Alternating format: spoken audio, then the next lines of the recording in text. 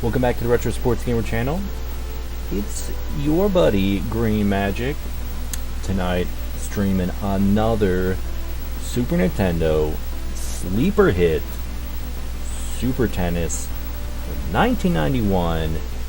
It was developed by Tokyo Shoseki. I'm not saying that right, but I haven't come across that name very often.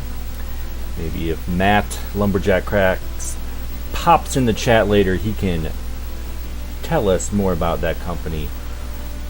But here's a retro sports game that is near and dear to my heart. One of the first sports Super Nintendo games that I ever played. It was surprisingly fun. Well, it wasn't surprising because the system was new to me, so everything blew me away. But it has surprisingly held up over the years. This game is now 30 years old, and it's one of the released in the first year of the Super Nintendo.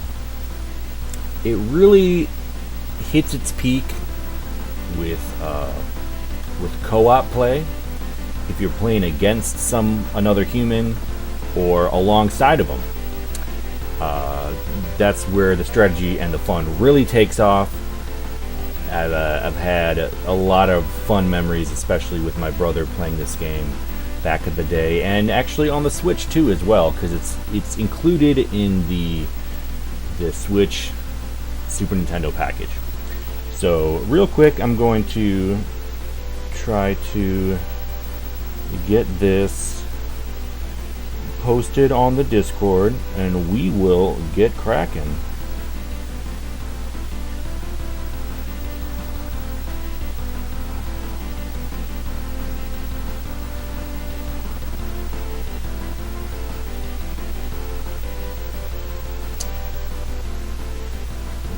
I was watching Tom's stream earlier today. It was really fun to see him play some Griffey. Baseball, the real baseball season is in full swing, so the time is right to get nostalgic about the 90s and all that. Love me the Griffey games. I consider them Super Nintendo classics, and so I'm really glad Tom is playing it. The Griffey games aren't going to be on my series, the sleeper hits, because what's up, Christian Carrillo? Please play International Superstar Soccer for the Super Nintendo. Absolutely. I'm actually going to write that down. That game, I consider that a Super Nintendo classic, so it doesn't really fit with this series, but that's a game I've heard a lot about.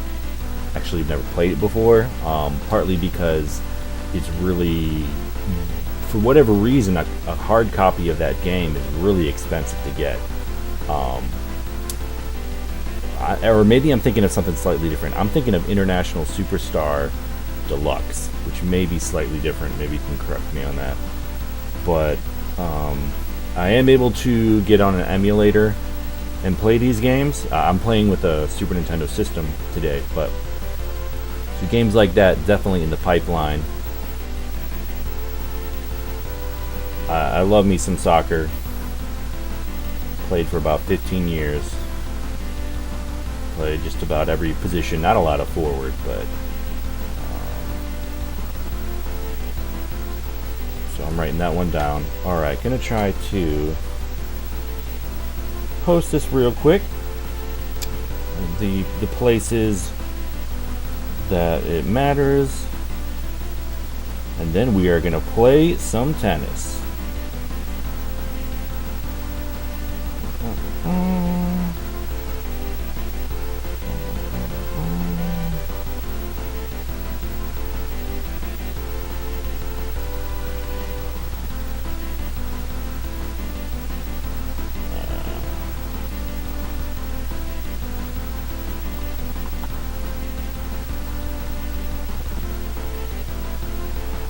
Maybe just in general.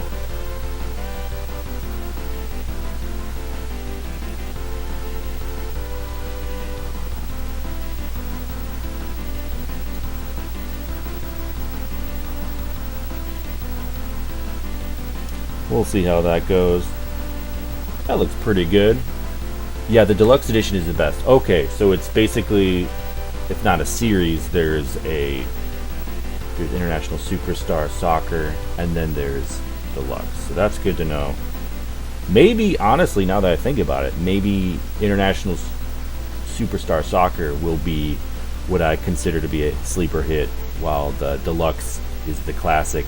Not that those delineations matter at all, but I do like to do the series, kind of have fit things together, blah blah blah, make a folder of them so that people want to look at all the Super Nintendo sleeper hits they can. If they want to look at the Genesis games, they can, and all that. So, alright, got the thing posted, so we're gonna jump on in to Super Tennis here. Just real quick, gonna point out down right here, I have 3 different players listed, kind of taken at random. There's 10 male tennis players in this game and 10 female. The males are they run a little faster, maybe hit a little harder. I don't know. There's a lot about this game that I have yet to really dive into. But once you beat the game with a player, they actually tell you what their attributes are. So they don't tell you them up front. So, for instance, for the player just named Matt, for his forehand, he has an awesome rating, as well as his backhand. His serving is good, his volley is poor. And if you see the sing and the double, that the game also tells you that his forehand he hits with one hand, and his backhand he hits double. So I haven't played a lot of real tennis, so I don't know if that's super significant or not. Hopefully someone can enlighten me on that. But then we go down to Mark. Mark doesn't look as solid a player as Matt. He's got a couple pours in there, but then good at serving, good at volley. Serving is pretty straightforward, and forehand, backhand, pretty straightforward, except does it refer to power or accuracy? It's not 100% clear to me, and that's the kind of stuff that I get pretty nerdy about and love trying to figure out. An easy way to do that is to, not an easy way, the most direct way to do that is to go into a game's code, and or if a developer, creator has explained all that, then that's helpful. But a lot of times we're kind of left to our own devices, especially with these early games. You know, they're not gonna hold your hand on this stuff. And Christian saying, my first tennis game was for the Atari 2600 by Activision back in the 80s. And I'm sure that game doesn't hold up from today's standards, but that's okay. What I've found with the really old tennis games is as long as they have a pretty solid paddle play, like basically if they take Pong, the classic Pong from the 70s primarily, and if they're able to, like, you know, tennis-ize it, then they'll be fine. But because Pong, even though it looks stupid simple from today's standards, there's a reason why it was so addicting, and everyone was playing it, and every video game company was trying to copy what the original Pong was doing. So even Super Tennis, it's at its heart, it's Pong. It comes down to the paddle play, but it looks really cute, it sounds really cute, and I think it's hell of a fun time, especially if you're playing with or against someone. So we go on down to Hiro. He's apparently a Japanese player, and he's got a couple pours as well. So he's probably, like, if someone cared to make tiers of these players, which just something I love doing, and even though, like, it's kind of silly, but Hiro would be ranked pretty low. Looks like Mark would maybe be in the middle, and Matt maybe a little bit higher. So we're just gonna run with these guys today, and we're gonna see what happens. You got singles. Singles is obviously it's 1 versus 1 player. Doubles 2 versus 2. Those are both exhibitions, and then you have circuit, which is essentially the campaign mode. So I think we're just gonna jump in circuit. We're gonna do a couple tournaments with Matt, see how that feels, and we'll just kind of go on from there. So like I said, there's 10 ladies, 10 dudes. Today we're going to start with Matt. So this is an international circuit. Looks like we're starting in South America. We have the option to skip the tournament, which means that we don't get any points for the tournament, but we still continue the circuit. So if I want to like win a couple tournaments, get those points, and then skip a few, then I can still beat the game with essentially not playing the whole game. But we're going to enter it. It's clay. Let's go. The three surfaces, grass, cement, and clay. So we're going to be playing on clay. So I see some guys that are players in the game. Meyer and Tom are both or Meyer is, not Tom. Meyer advances. Mark is a player, and so is Steve, but Steve wins. Ruben and Peter, those are both computer players. Ray and Robert. Robert is a guy in the game, and Matt is playing Bart. So here we go. I have no idea what Bart's attributes are. I know he likes to copy my swag because he's got a white suit as I do. So first, real quick, I'll mention the buttons. We'll just do a serve. We've got several strokes. That was a B stroke. B is just pretty straightforward. We'll do another one. Wow, that was a nice cross. Matt he's awesome on his forehand. So maybe that's why he was able to get it over there. All right.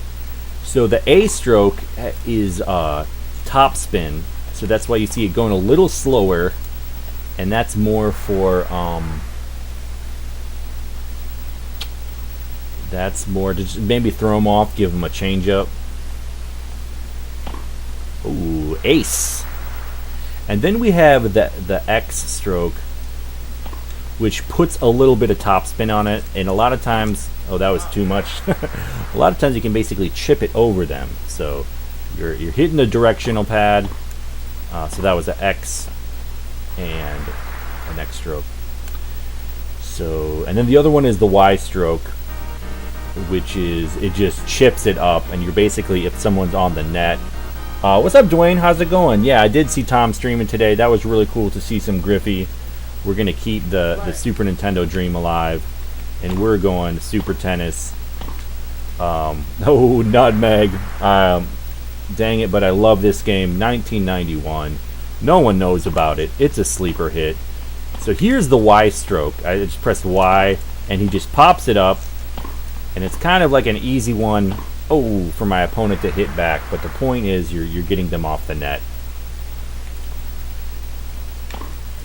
So I'd like to usually do some B strokes, and then if I catch them leaning, I'll do the X stroke and try to hit it to the corner and all of that. So far this guy not giving me too much trouble. I think Matt is a really good player to start out with because he has the awesome forehand and backhand.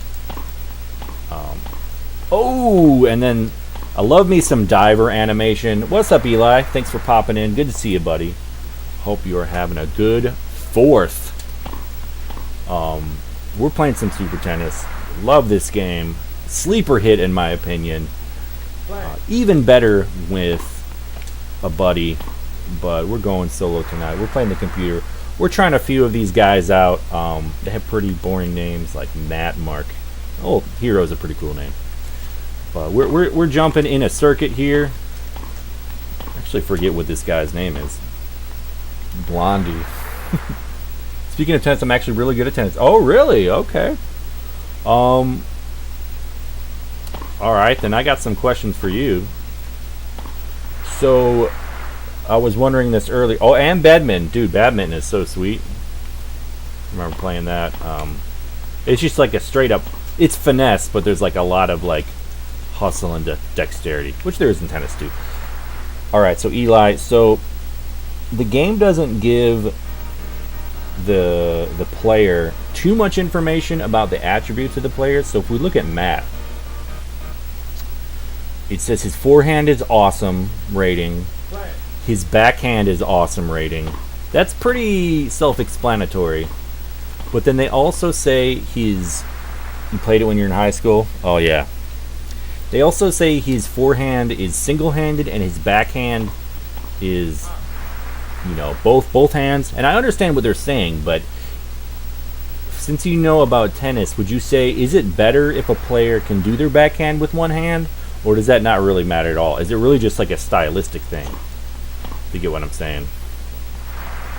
Because I imagine if you can do it one-handed, if you can go righty and lefty, I'd imagine you can reach more space on the court, because you don't have to like essentially have like a short backhand by, you know, taking your shoulder forward. It's just a style thing. Okay, good to know.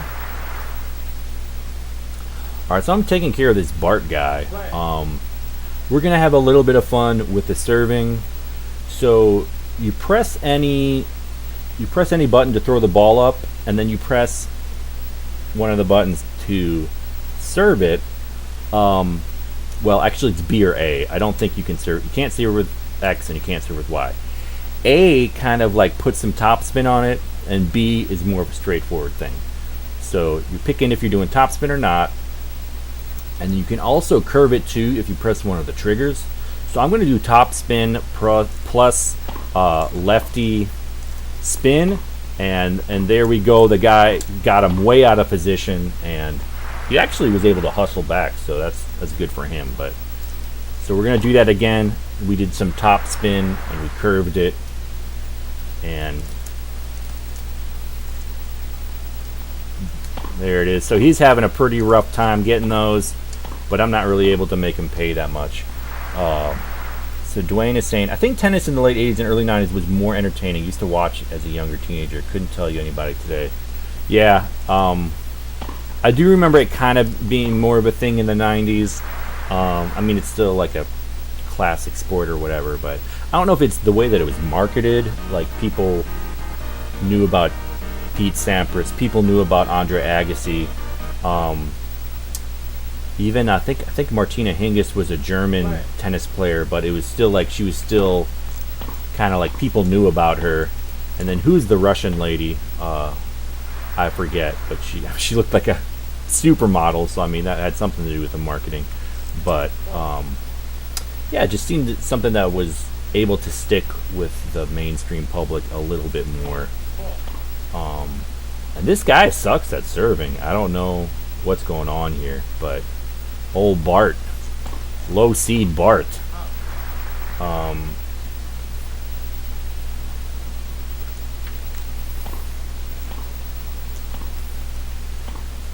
Oh, Bart trying to put some topspin on it, hits the net, no good.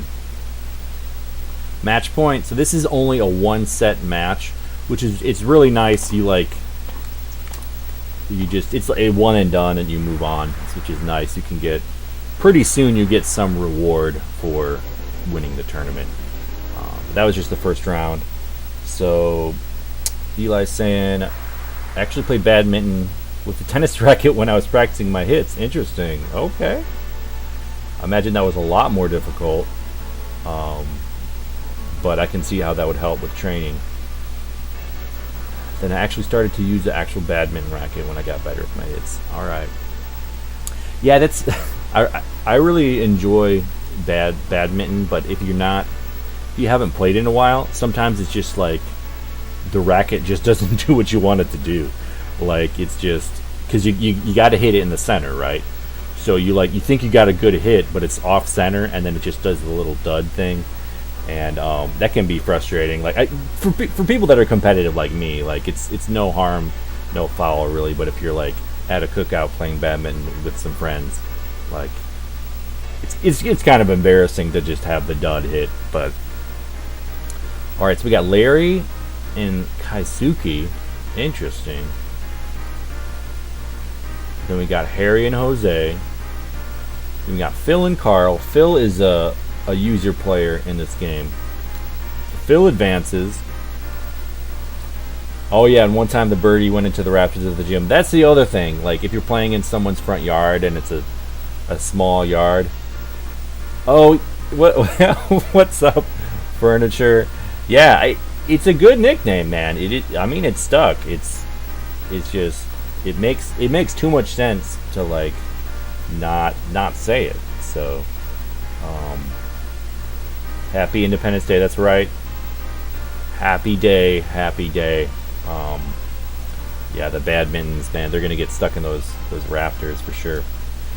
So we're on to the second round. So Meyer and Steve, these are two usable players in the game. Steve's advancing. Ruben and Ray, they're both computer guys. Ray advances, and we're gonna take on.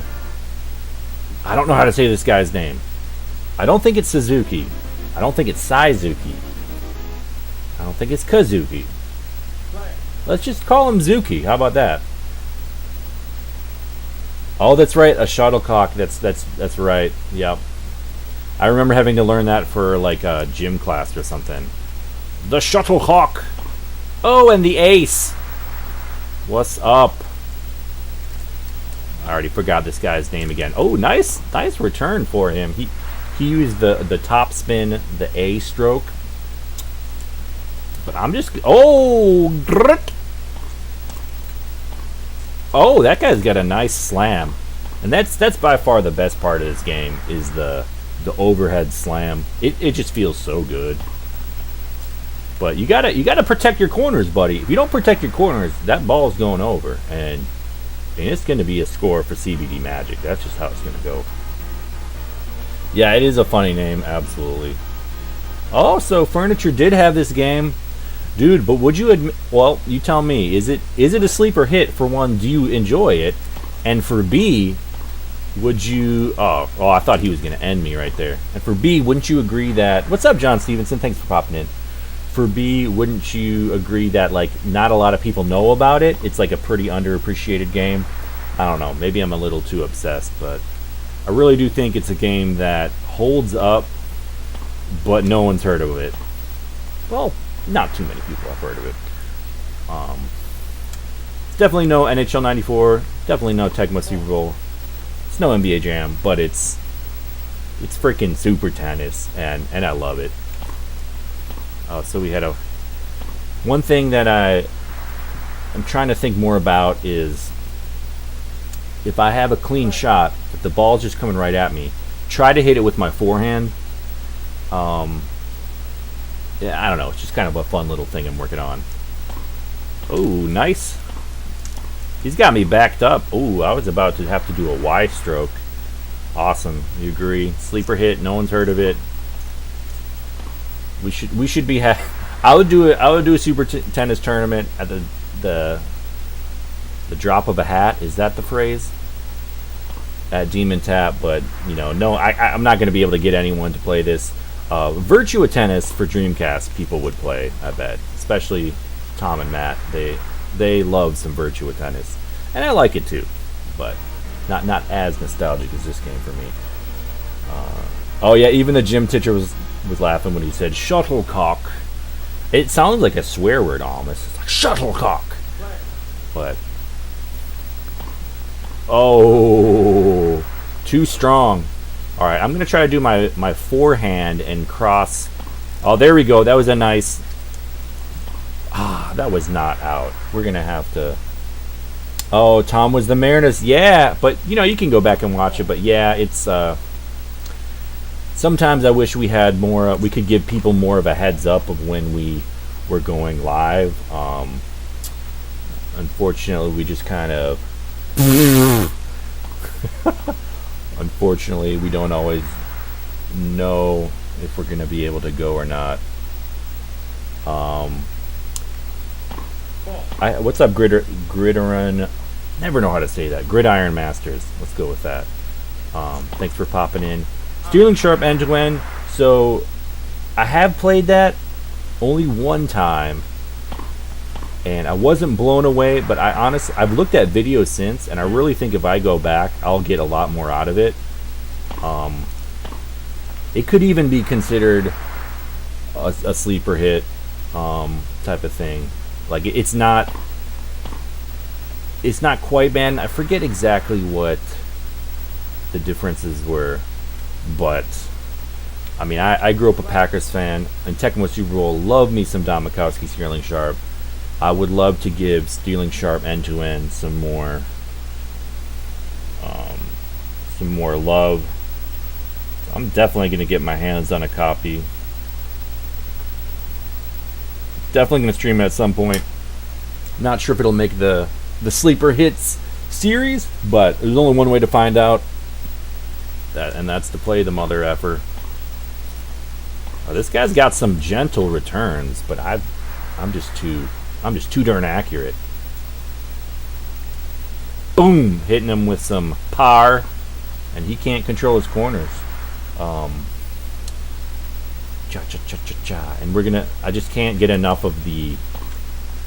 Oh, he was ready for that one. The top spin with the curve. Boots with the fur. Oh, swing and a miss.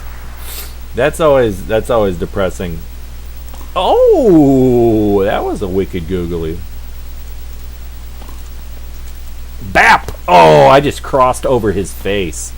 And this guy's got some accuracy. This Matt fellow, his forehand and his backhand are highly rated.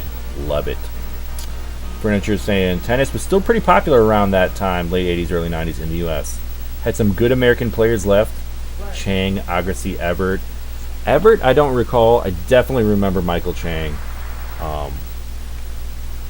Him, Agassi, Sampras. He are the three names that I remember being talked a lot about.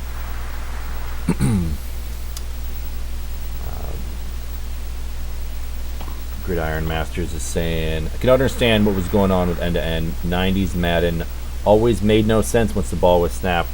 Interesting. Would you be able to elaborate on that? Because I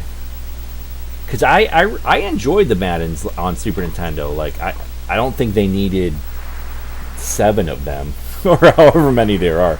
There's John Madden Football, Madden 93. Well, they're not necessarily called that. They're like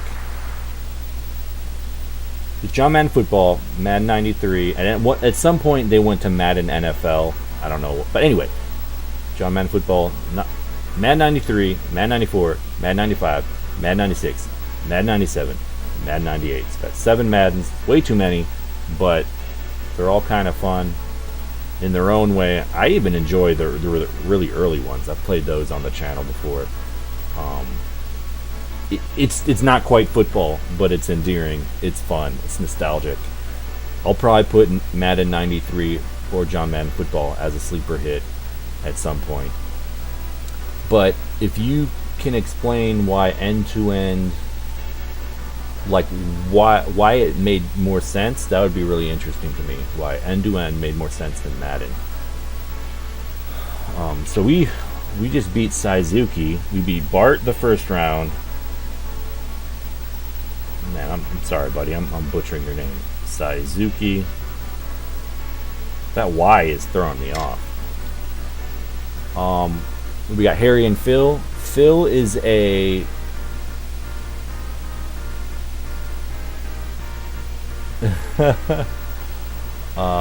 Phil is a player in the game, so I'll get to play Phil. That's nice. Steve and Ray. Stevie Ray Vaughan. Steve is a player in the game. Ray is not. All right, so Ray made the championship. Matt and Phil. We'll start this in a second. Furniture saying Chris Everett Lloyd was at the end of her career in the 90s. Her battles against Martina Navratilova in the 80s were akin to Bird versus Magic in the women's circuit. Interesting. Yeah, I'm not familiar. Oh, overhit. Not familiar with the ladies tennis players. Obviously now, well, maybe more 10 years ago, you had the Williams sisters were really big household names.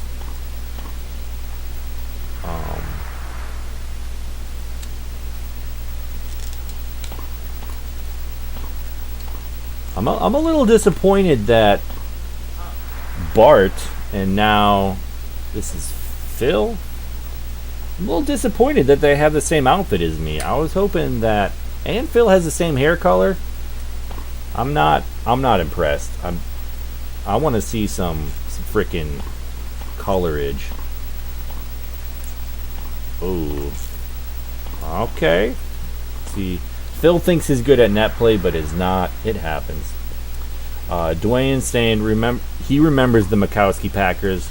I actually do not remember the Mikowski Packers, if I'm honest. Like in Tecmo Super Bowl, I do. When I really tuned in for the first time, it would have been Brett Favre. It would have been Brett Favre's probably his second year on the Packers. Is probably when I started tuning in. And soon after that, they got Reggie White, and the rest is history. Man, that was a nice little dinker. Do I remember when the local media made nicknames for Dillwig and Keel? I don't. Dillwig to me is Dilly Dilly. That's his nickname to me. Man, Phil, you were doing the thing. And Keel, I don't know, Killer Keel. I could see that sticking, even though he was just a backup. Probably third string. So John Stevenson remembers when there was no number to see on the player.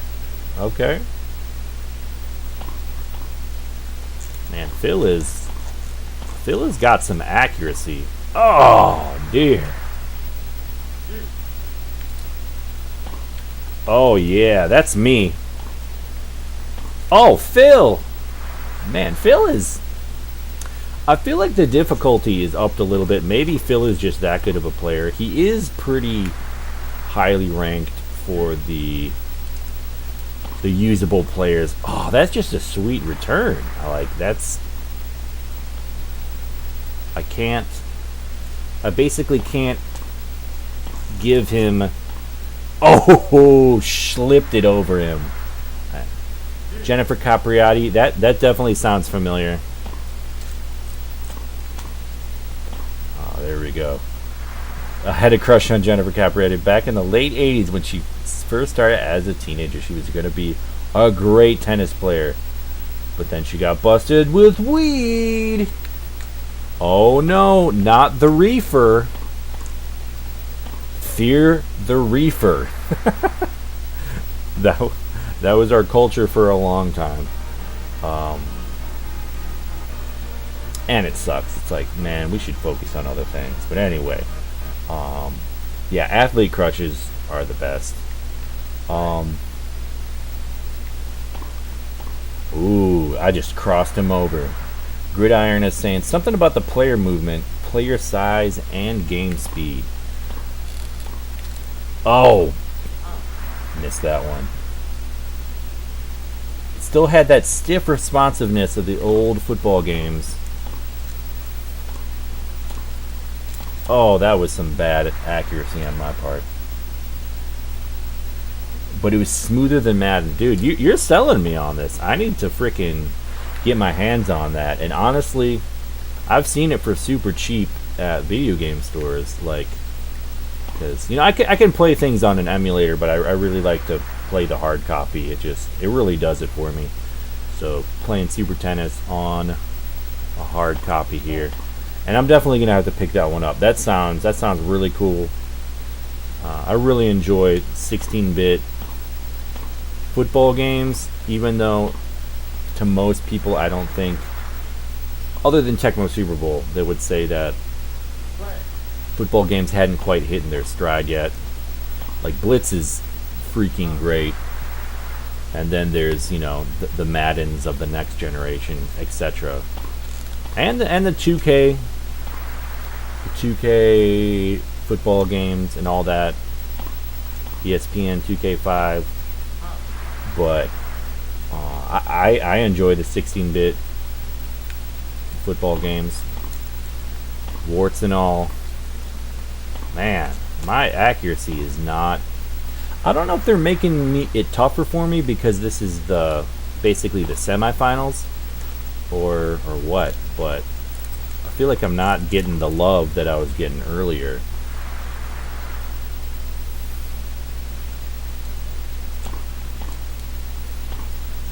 I got some love there, right into the net. Wasn't there a Mike Ditka football game around this time as well? I think there was a Genesis Mike Ditka game. Eli saying Madden 98 on Genesis was a pile of shit. Yeah, they don't quite do it for me. Like at that point they're adding like a little bit more of a season mode, maybe some stat tracking, maybe even a creative player at that point. I forget, but you know, it's like they didn't get completely stale, but it was also like, really, another Madden game? Like, come on. But people were gonna buy it. You know, it's just like people buy Maddens today. Like, even though they get accused of being kind of just a roster update sometimes, they still have a huge following.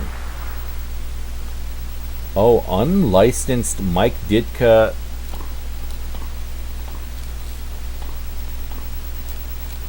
Oh, he slammed that one down my throat. Unlicensed Mike Ditka Power Football. Wow. Unlicensed. That's amazing. Oh, and I hit the top of the net, and that's a point for Matty Boy. Oh, we're going deuce. Got to wrap this one up. Oh, you can't leave that corner open. Don't do it. Do not leave it open in the corner. We're going to go forehand. Oh, actually, that was backhand. Wah! Dang it. Not sure why I pulled a Waluigi on that one, but hey, it happened.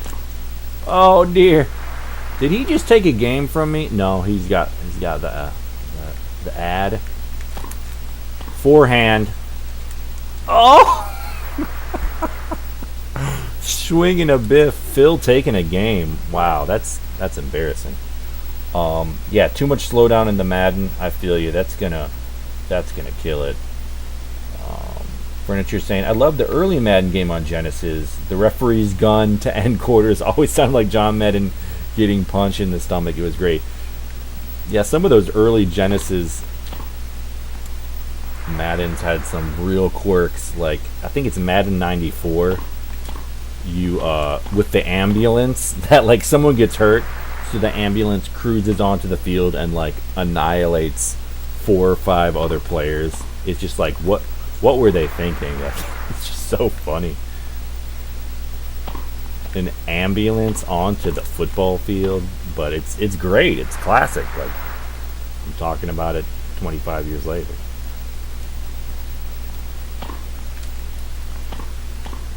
Boom, got him with the backhand. Eli's saying, people think NHL 07 is copy and paste of 6.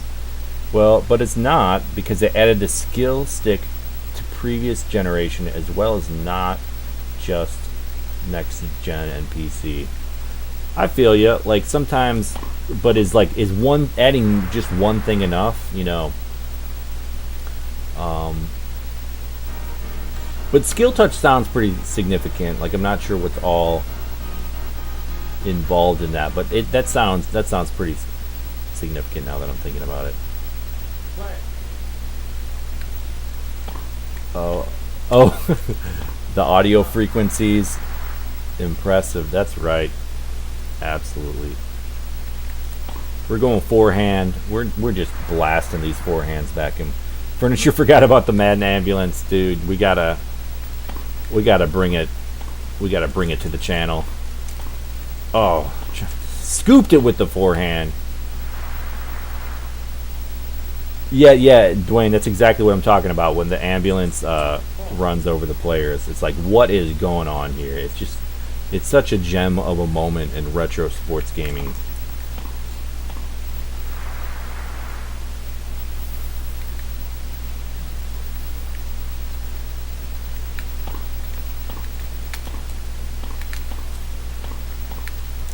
Dude, he kept giving me forehands, and I just whipped it over him. Oh, that was dirty. That was dirty. And that was sucky. I hit him with the googly. The googly. Oh, look at him go for the googly. But then I can't capitalize. Oh, man. My aim is just... There it is. There it is. Alright, let's capitalize on this one.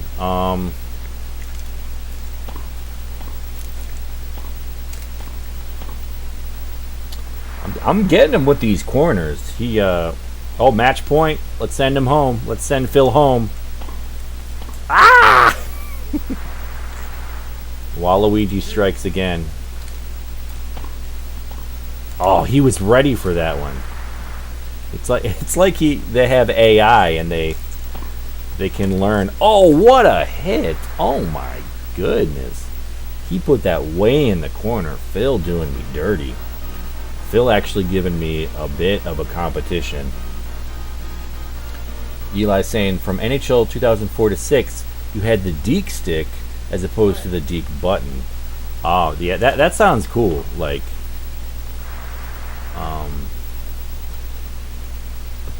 it's making me think of the hit stick in Madden, where it's like you can kind of direct a really powerful hit versus just being like tackle. You direct the power hit, and then if you get a fumble, you just feel like the biggest badass because you're like I made that happen, you know, because I didn't just push a button. It feels like some technique involved essentially. So I don't know if that translates at all, but that's kind of what it makes me think about. Man, Phil is quick. He is. Match point again. You ready? You ready to go home, Phil? Ready to eat those potato chips? Oh, he sent me. Oh, he sent me to my backhand because I was planning on going forehand. Sends me to my backhand. I hit it back, and then he hits it to the moon, and he's going home, eating potato chips. I'm drinking Gatorade because we're going to the championship. And we're playing random dude. Phil got a lot of points on me, 28. Good work. We're going to play Ray. What's up, Ray? Let's do it. It looks like it's on Clay. Ray and Clay. Dwayne saying, and then in the second Mad 96 or so, they made a bone crunching sound when a player got hurt. Yeah, that's those are fun, but you're also in hindsight, you're like, oh man. It kind of makes you wanna hurt the players so that you can kind of get that bonus sound. And why is everyone wearing white? Is that because it's Rio de Janeiro and we're trying to not sweat through our dark colors? Oh, that's out, buddy. I just skunked you in that one.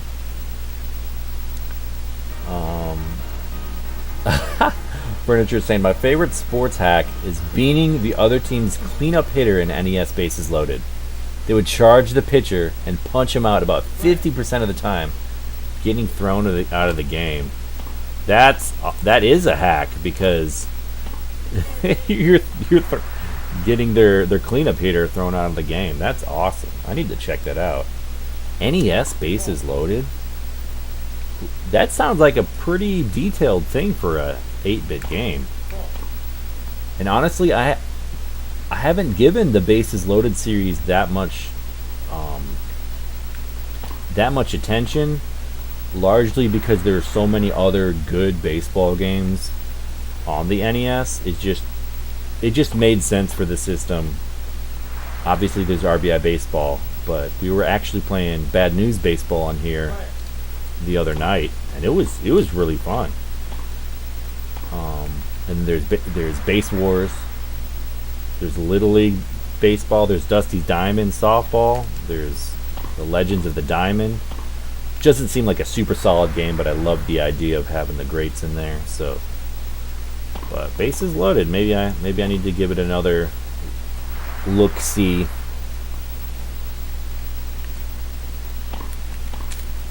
Oh, there it is. The sweet backhand. Has this guy even scored on me yet? This is a bit of a letdown for the championship, especially because Phil was giving me some pushback. Gridiron saying, unlicensed football games can avoid all the corporate BS from the NFL, but lose out on the profit from the NFL fans bring. Interesting.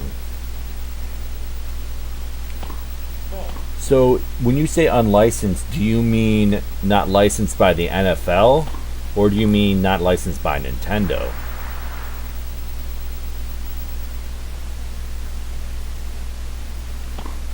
At first I thought you meant not licensed by Nintendo, and I was surprised to hear about 16 games. I knew that was done for 8-bit games, like some of the Bible games from back in the day that Wisdom Tree would make. They couldn't be licensed because they had, of course, religious stuff in it, and that was against Nintendo's policy. But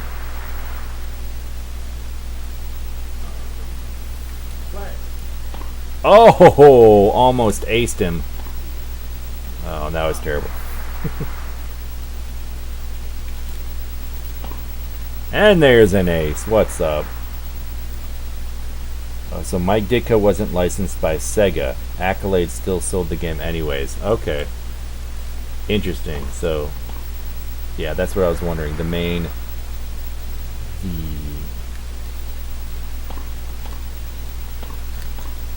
The console brand did not endorse it or license it. Man, I'm getting him diving, but then I can't clean it up. By the NFL, okay, I feel ya. Makes sense. Oh, so Dwayne played the bases loaded game a lot. Nice. So if Eli had the NHL and NHLPA licenses, he wouldn't mind making an NHL 2-on-2 Open Ice Challenge successor called NHL Extreme. Sounds pretty cool. I remember loving the NHL Hits games for GameCube. They might have been on PS2 as well. But speaking of extreme hockey, those were freaking fun, and you could get on fire and stuff. Really enjoyed those games.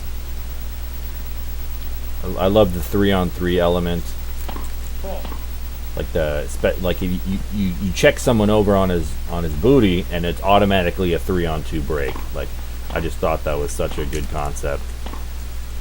Man, this guy can't even get it over the net.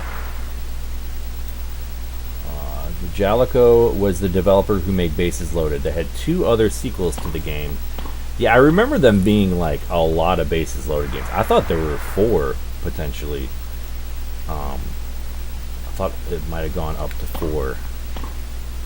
And then there was a Super Bases Loaded, so that's quite a lot.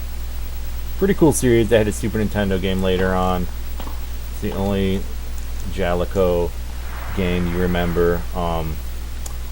That's interesting. I have like a top 80 NES game list because that's me. And Jalico has a couple on there. I'm gonna find that list here. Or sorry if I'm saying that wrong. Maybe it's Jalico or something. Alright, so Jalico games. So Shatterhand for NES, I have that rated really highly for NES games. And that was published by Jalico, so maybe that's not quite the same thing. It was Natsume that developed it, and then Jalico published it. A couple more that they published was Robo Warrior for NES, and Totally Rad. Totally Rad is a game that people need to check out if they haven't, because it's pretty rad. Robo Warrior was developed by Hudson Soft, and Totally Rad was developed by AICOM, AICOM. Who else? I think there's one more. Oh, Astyanax. I don't know if I'm saying that right, but it's like a medieval beat 'em up dude with an axe going around killing everybody. Seems like a really good idea for an arcade game, but NES game looks pretty cool. That was developed by AICOM and published by Jalico. Oh, and the last one for Jalico is a game called Wampum, which has not aged well. It looks like a really solid game, but you're a Native American character, and that's your environment, and couldn't really justify, personally, I couldn't really justify playing that game, like streaming it, but it looks like a really good game, and so take that as it was. Jalico definitely had made their mark in some of the 8-bit terrains, and it sounds like for Super Nintendo as well. Man, this guy's getting me just like Phil did, just with these little blippers. Ah, that's how we capitalize. That's right.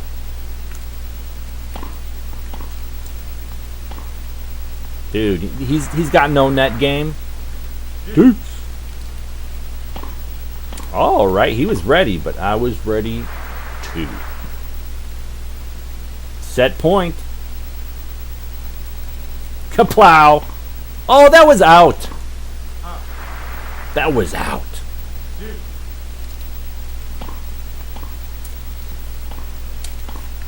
Boom. You hit him with the B stroke. He hits it back. You hit him with the X stroke with the top spin. Okay. See you later. Eli, Wisdom's Trees Bible games were fun as F. Dude, the Exodus game wasn't that great. But the Joshua game, honestly, I know I'm speaking through with the lens of nostalgia as I do, but I thought it was a decent puzzle-solving game. Like, they borrow from Bomberman, they borrow from Adventures of Lolo. You could say they borrow from Dig Dug, and they put it in the biblical mythology or whatever. And I thought it was kind of fun. Like, I don't know. It's just, I love me some Joshua. What can I say? There was another wisdom tree. There were a couple other wisdom trees that weren't that great. Like, one of them was you had to escape with the baby Jesus on the donkey or something weird. Like, and Noah's Ark and the animals. Like, that was like a pretty silly kind of a joke. But the Joshua game, man, like, honestly, I do stand by that. It's a decent game. Big Grits, what's up, buddy? Thanks for popping in. Have I played Super Punch Out before, or even the OG one on the NES? It's a pretty fun boxing game. It's pattern based. Absolutely. I've not played the Super Punch Out. That game will probably be a sleeper hit for this series. I'm assuming, having never played it. The Super Nintendo has some pretty solid boxing games, surprisingly. Riddick Bowe Boxing, I really enjoy that game. And then George Foreman Boxing is okay. It does the top-down boxing just like Mike Tyson. But Mike Tyson on NES, absolutely, it's a classic without a doubt. One of the top 5 sports title on NES. Tecmo, right up there with Tecmo Super Bowl. And yes, it's pattern based, like you said. And actually, I have a friend, Kevin Caballero is his screen name. He's beaten Mike Tyson's Punch Out on NES blindfolded. Like, it sounds crazy, but he's done it. And because it's pattern based, he can just listen to the audio signals and he can beat the game. I can't even beat it while looking at it. I always get stuck at the Russian guy, the Soda Popinski guy. He always just train wrecks me. But Kevin Caballero, you can YouTube search Mike Tyson blindfold run or something like that, and it's really interesting to watch. It's like, yeah, it's a great game, but it does come down to patterns, like you say. And some of the characters have not aged well as far as like being politically correct, but it was a different time. Gridiron saying the NFL won't allow. I'm missing these shots. NFL won't allow there to be gratuitous hits and injuries. No ambulance in modern Madden games. Absolutely, they really tried to. I mean, I think they spend a lot of money researching how they can promote their game as exciting and athletic, but not violent. Like, they're very much like that nowadays. And as the story goes, when NFL Blitz was pitched, when Midway pitched it to the NFL, they're like, we want the NFL license. We got this great idea for a game. Apparently it was even more violent, and the NFL was like, no, you have to rein this down. And so they did, and the rest is history. But Blitz the League, definitely not licensed by the NFL. They were like, no way, you're putting in drugs? You're putting in like shattered femurs? No way. They're like, no way in hell, go screw yourself. So it's kind of funny that eventually they were like, nah, we're gonna do what we want, and we're not gonna bow to the license. Good old Midway, man, just doing what they want to do. That's the true entrepreneurial spirit.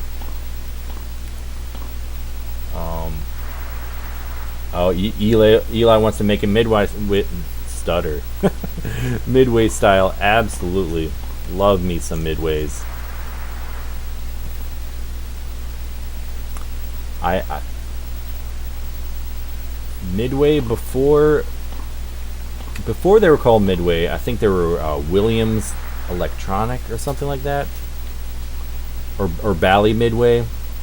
They had a couple different names, and back then they were behind Arch Rivals, the arcade game and the NES game, and Arch Rivals definitely was a huge influence for NBA Jam. So it's like they were Midway even before they were Midway. I don't know. Love me some Midway. Love it. Love that they're a Chicago company. Not anymore, of course, but as far as 90s. Oh, Williams Entertainment. There you go. Not Williams Electronic. Absolutely. I remember reading in the NBA Jam book by Rayan Ali that they had an office on, I don't know if it was California Avenue, but like he said the address, and then I looked it on the Chicago map. I'm like, yeah, I know where that is. Like that's actually not terribly far from Demon Tap. So appreciate those guys' effort.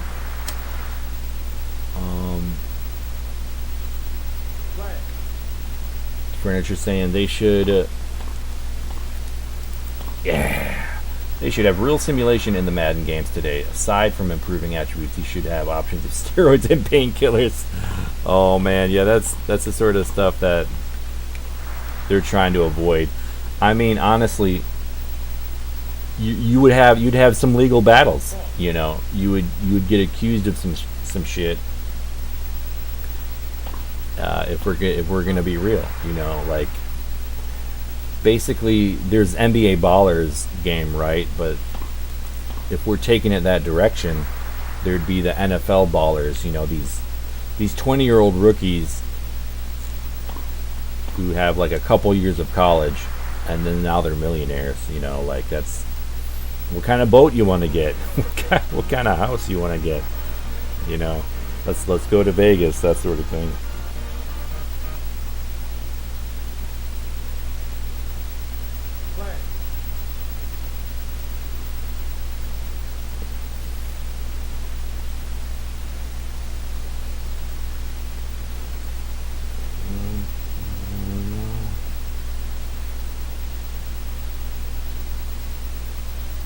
Trying to get my my YouTube app up and running again. Oh well, not important. Boom. Eli saying you can play as the old team with the input code like an arcade style. That's always cool. Busting out the classic teams. Also, Electronic Arts published an anime arcade fighting game in 97-98. Interesting. Anime arcade fighting.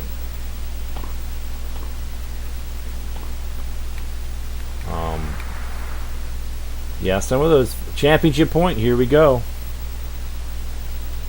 What should we do? What should we give him?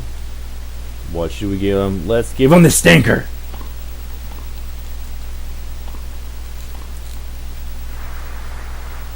Oh, dang. Championship point. Let's try to get an ace. Let's go. And the ace! The ace for the win and the silver cup. Congratulations. You are champion. You are champion. Fist pumps all around. So that was fun. I think it's time to try out a different character.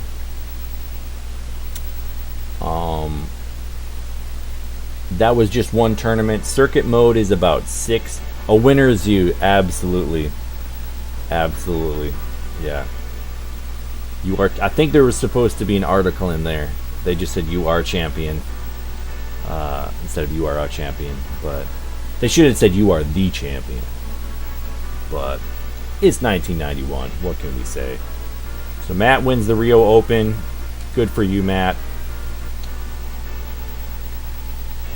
So I'm in the leaderboard for the rankings. I get 60 points. That's kind of dumb. Ray gets 50 points for second place. I only got 10 extra points for first place. Have a good night, Furniture. Thanks for checking in. Good to see you, buddy. Yeah, Fist Pump City. Absolutely. Ooh, Dwayne's talking about the lady was stabbed on a tennis court. And Furniture saying that was Steffi Graf. Yeah, she was a German tennis player. Alright, so one negative about this game, it is 1991, is the password system. So outdated. I could take a picture of it with my phone. Obviously nowadays you can save it. Save. Do a save state. But it just is interesting to point out the archaic things. Because back in the day when I was playing this, when I was 8 or whatever, like I had to write down all these letters, and you miswrite one down because you're 8 and your handwriting sucks, and then you're like, shoot, was this a 6 or was this a B? I forget. Anyway, so we win the Rio Open. Maybe the Melbourne. So now we drop down to third. Oh, that one was 100-pointer. Okay. No, it wasn't. No, yeah, it was. What the heck? I guess this tournament was worth more points, and that's partly why. Yeah, you had to write it down. That's right, Dwayne. Absolutely. So there are too many tournaments. I'm not gonna do them all. There's no way to quit the game. I'm gonna have to reset it, but I don't think that'll disrupt anything. Yeah, now it's a screenshot, absolutely. So Gridiron Masters is saying there's a good middle ground between Madden 21 and Blitz, the league prison football. And it's EA College Football Season Opt-Out Simulator. Are you... That sounds interesting. I don't know if you're... I've never heard of that. Or you're saying that would be a fun game if it were real? Season Opt-Out Simulator. That's interesting. Yeah, that's... in my mind, I'm almost thinking of like Grand Theft Auto. Like it's going that crazy because you're like, you got the car and you're like getting into as much trouble as you can, basically.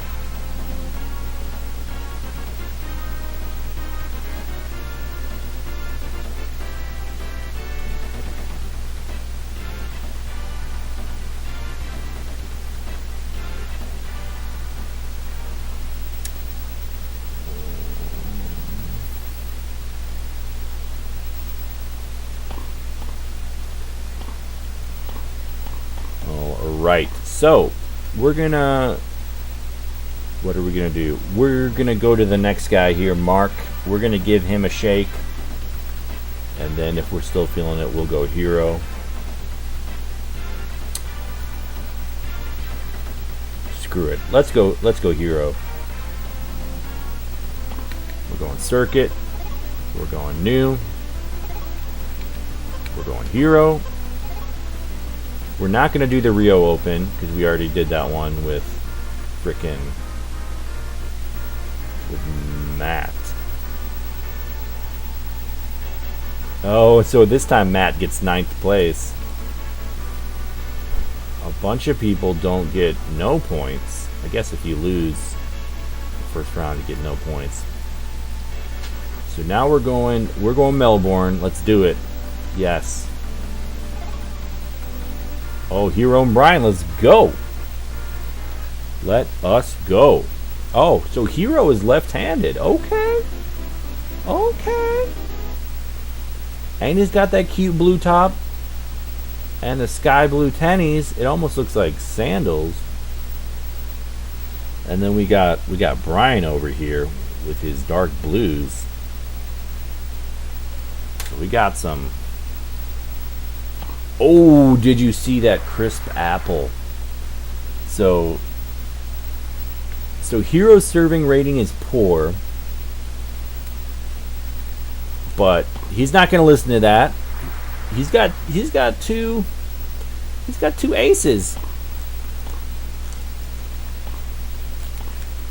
Oh, with the backhand, chips it over Brian.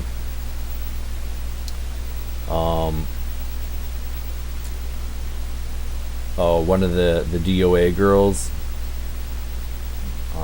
or DOA, Dead or Alive. Yes. Yeah, pretty crushable. Ooh, with the let on the serves, you cannot hit the net. It is a let. Ooh, chipped it over him, Brian. Not able to return it. We take the first game. Gridiron Masters is saying it's what every NCAA football dynasty YouTuber used to do: play GTA and make up some story for their player and then play NCAA football. Some people in the comments didn't know they were separate games. Really? Is that real? That sounds awesome. Come on, Brian. You call that a serve? That was like in the wrong time zone. Oh, and then I whiff it. I'm talking cheese.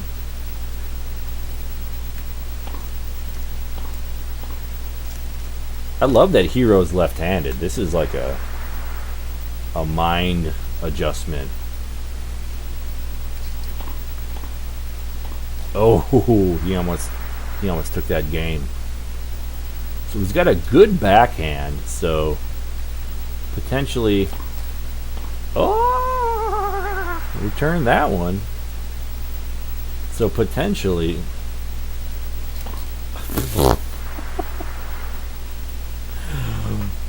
I should be trying to work the backhand.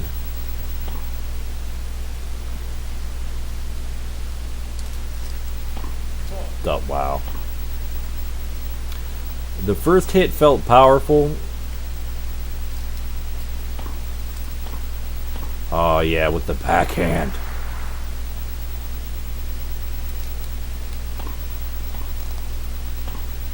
Oh, Brian could have. It looks like he's wearing a huge scrunchie on his ankles. Yeah, and I got some yellow socks. I'm straight up repping the yellow. Oh, look at the ball bobble in my hand. That is some fun. I don't know if you can see that, but that is funny. Speaking of yellow ball, we're doing a white ball. Kashloink. Wow, this is Brian's trying to send me home.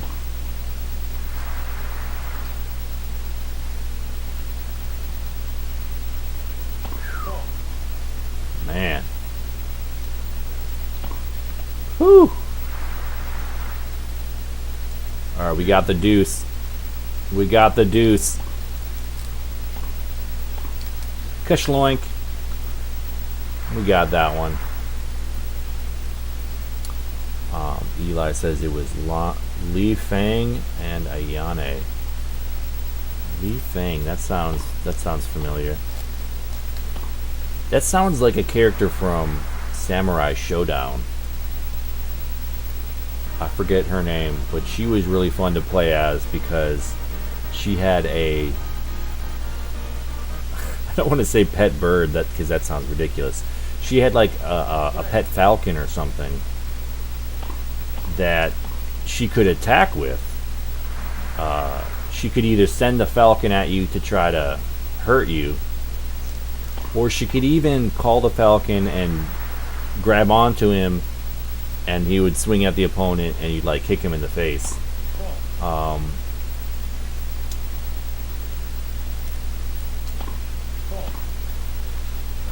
Yeah, Brian's got some interesting hair. He's got an interesting nose too. I don't want to beat him up too bad with my insults, but he is an odd-looking dude. Man, I need to just wrap this one up. We're going backhand. We're using that strength. We're using that backhand strength. Oh, Nakamura, absolutely, dude. That's awesome that you know who that is. My brother and I played so much Samurai Showdown. I forget how many games there are, but we played it for every system. Every console. Like there was the arcade version. Okay, we didn't play the Neo Geo version, which was the game of the year when that came out. But yeah, love me Nakamura and Charlotte, the kind of the Joan of Arc character. Then there was the blonde dude who kind of vaguely reminded me of Guile in Samurai Showdown, and he had a puppy dog, and so he would send his dog to attack you, and so you would like fight back, and especially if you had like a sword or something, you were beating that puppy up, and then I just felt bad. I'm like, why am I beating up this dog? Like, how is this fair? Like, even if it's self-defense, it just makes me feel bad. Don't make me beat up your puppy. Come on.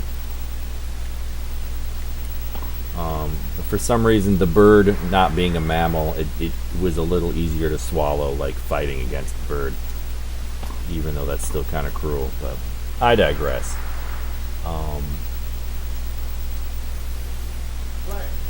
All right, dude, I'm digging my Robin's Egg shirt here. And Brian's struggling at the net. What can I say?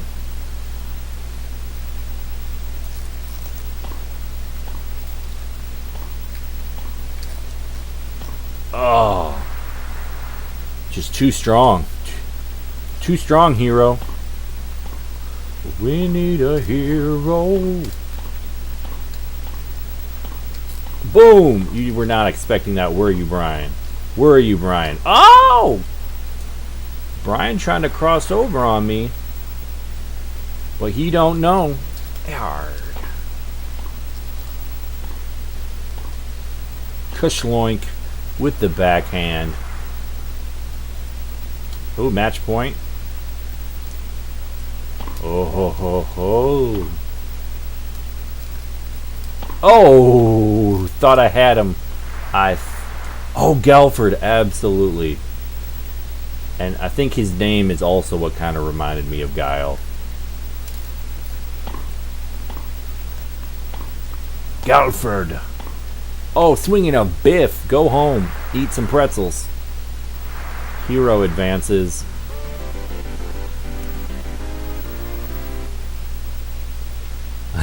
Gridiron says, I never thought I would be looking at VCRs on eBay in 2021. Yeah, I mean, VCRs were a thing. We made a lot of family videos back in the day. Mostly because my mom and my dad wanted to send like footage of us to their parents so that they could see what their grandkids were up to. We lived very far away from both sets of grandparents, so there's definitely a dated time when you have the big clunky VHS tape recorder.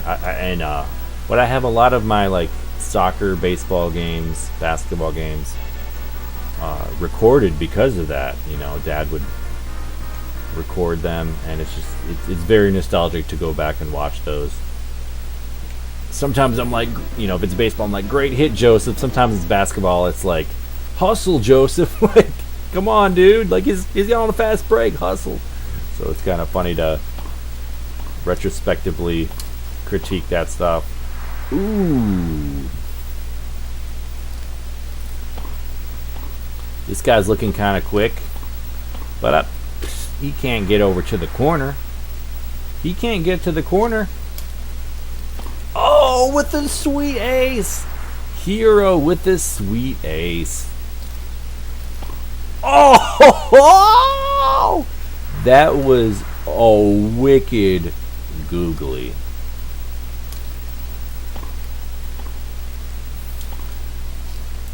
Hiro just making this dude's life difficult.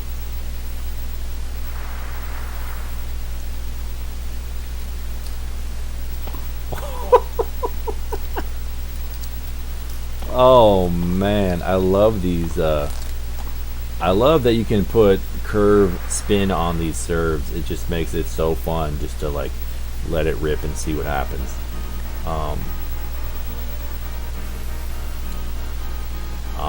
Original copy, VHS copy of original Empire Strikes Back. I feel ya. Well, I have something to show you, my friend.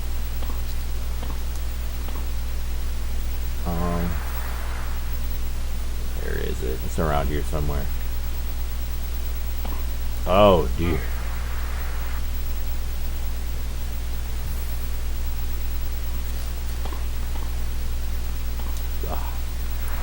This guy, he's quick, but the accuracy isn't there. I'm picking up that for the first couple rounds, the challenge isn't there, and then it picks up in the third round, but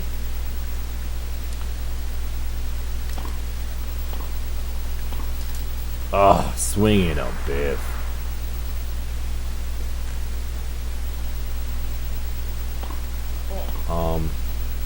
Oh, what's up, Matt? What's up, buddy? Thanks for popping in. Good to see ye. Matt knows about Neo Geo because SNK had the Neo Geo, and that was a selling point for the system. No reason to make a bad port. I feel you. For Super Nintendo, like I love me some Samurai Showdown. Love the concept, but it is a little slow compared to like the arcade, and I think the Neo Geo is supposed to be like arcade perfect. and that's why it was like such a superior release, and that version was Game of the Year versus Super Nintendo. But the versions past Super Nintendo of Samurai Showdown, super fun. I love the different characters that get added, and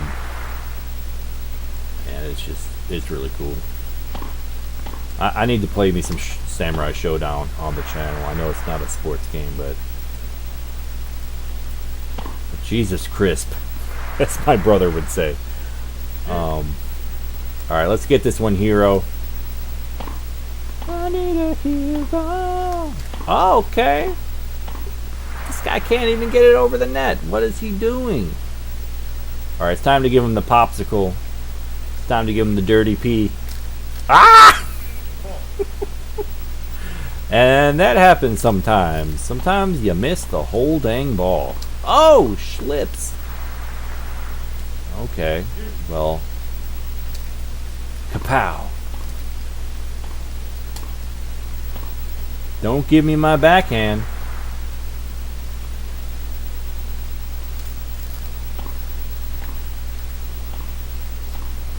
KOF 99 was just downgraded on PS1. Is that King of Fighters? Why wasn't KOF on the Super Nintendo or Genesis? I feel like maybe it just wasn't released for us. But maybe I'm just thinking of the arcade.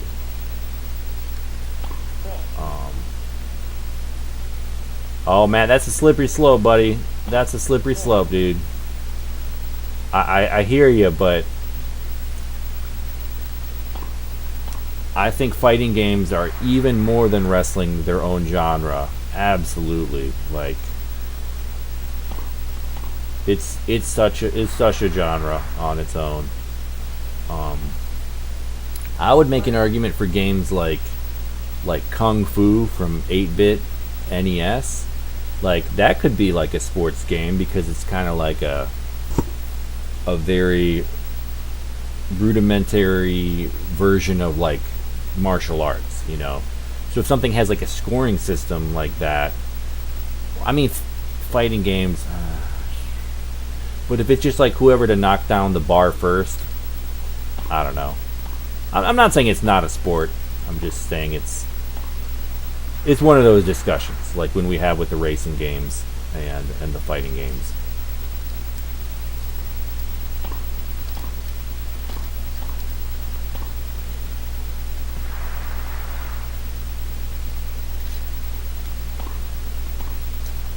Like us playing Street Fighter on here, it's like that would be great, but like Street Fighter, a sports game, hell no. Each round is a point.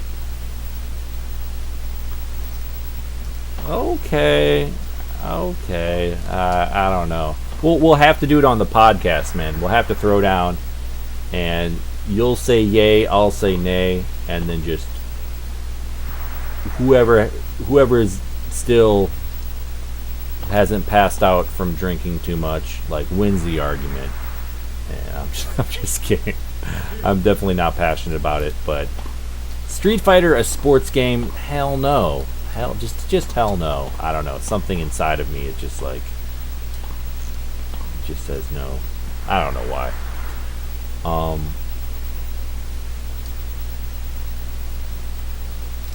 Oh yeah, we got to podcast it up. We gotta change the court. I gotta find my thing. Where's my thing?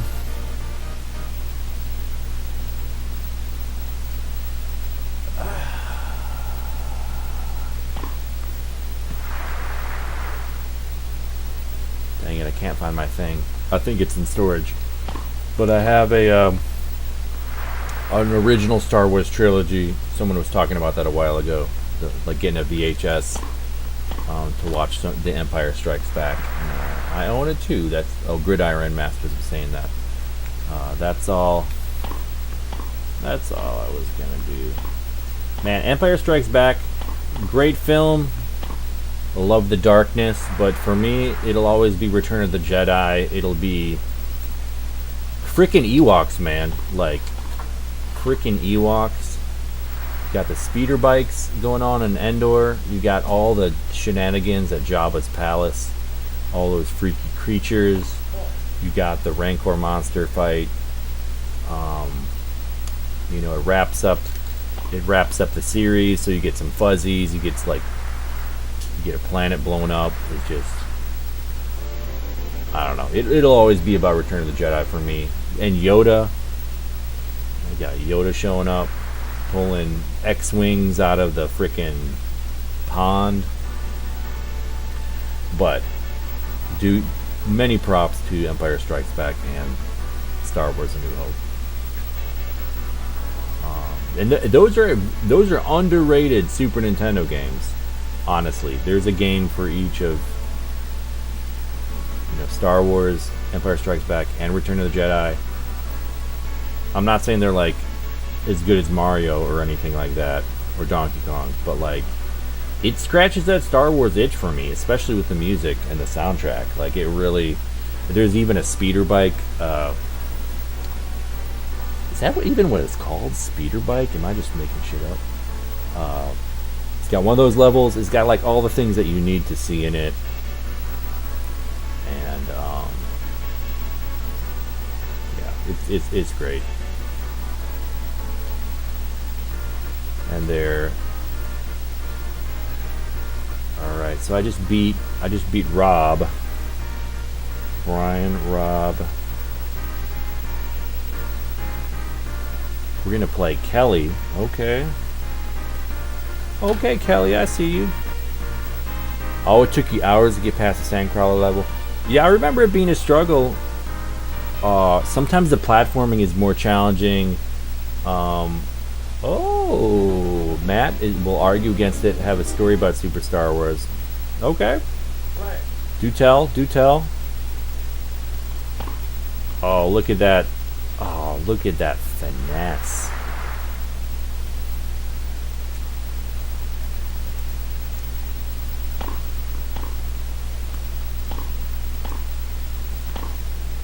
Story's too long for me to type with 1% battery life. I feel you.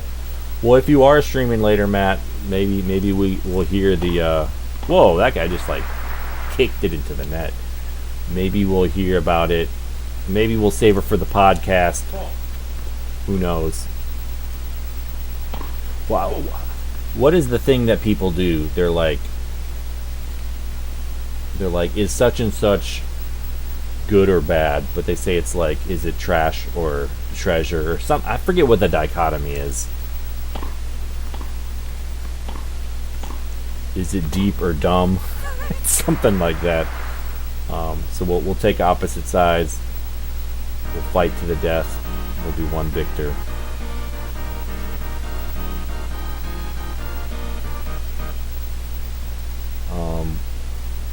Eli saying King of Fighters on 32X with the Genesis on chip would be badass. Oh yeah.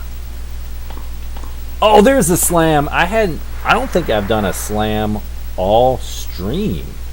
I just have not been.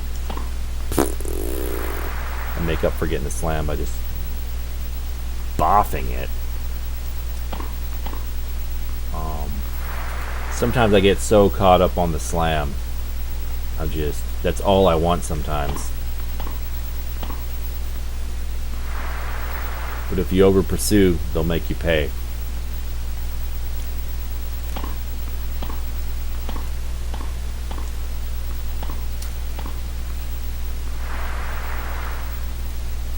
Hiro slipping. He's slipping. Oh, yikes. Wow, Kelly just stole that one from me. Right. Oh, good hit, good hit.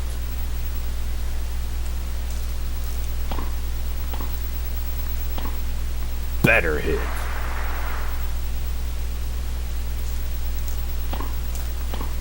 Kasloink. Hitting it right to me. Getting it over him. Haha, and the ace. sometimes you just want to wait, let them shift out of position. You see them shifting down there. Oh, too easy. Think of all the music from that game on a Genesis sound chip. Absolutely.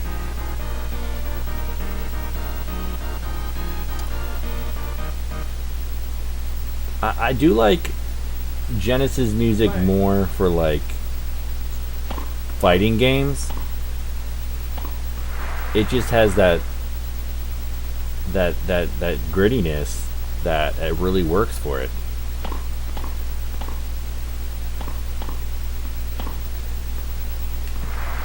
I'm trying to think of what Super Nintendo music is better for.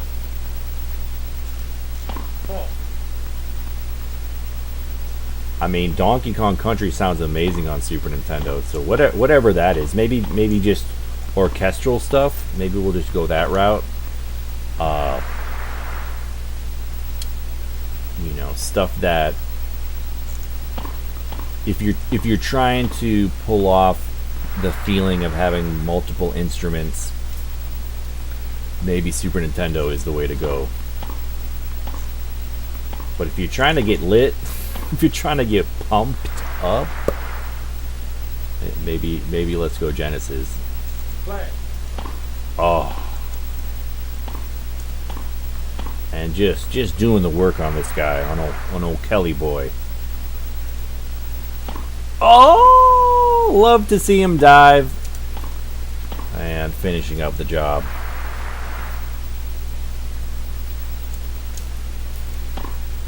Oh, nice return. Dude, he just freaking forehanded that thing on me. He should have slammed it. He should have slammed it on me. Come on, buddy. This is the third round. Oh, yeah. I guess that's what I need to do. Just shove it at them. If they dive on the return, shove it.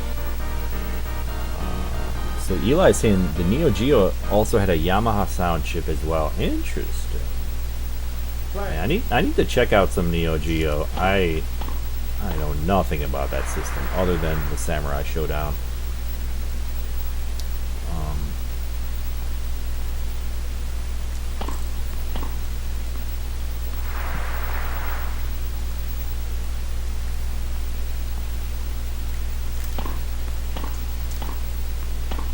Man, I'm just finding this guy's patterns and I'm making him look real bad. What can I say? What can I say? Can't even hit it over the net. Come on, man. Alright, let's make quick work of him. Oh, swinging a bit. It hurts. It hurts.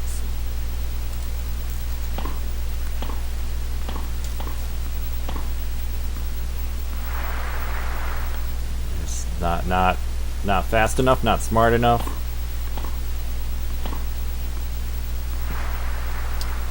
This guy is a little bit easy to manipulate. Love the aces.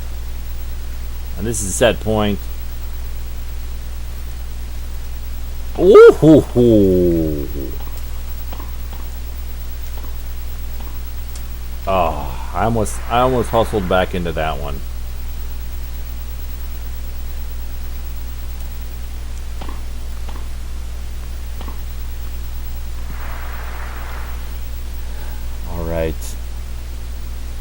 Gridiron Master saying the interview with Leonard Maltin and George Lucas at the beginning of release Star Wars trilogy on VHS is an absolute nostalgic bomb. Interesting. Leonard, who was? I'm being a bad nerd, but who is Leonard Maltin? Was he the cinematographer, or was he one of the actors? I feel like I know the names of a lot of the actors, but not that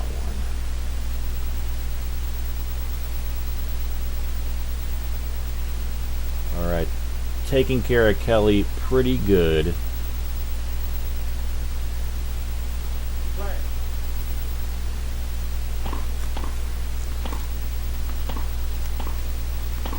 he's just giving me those angles.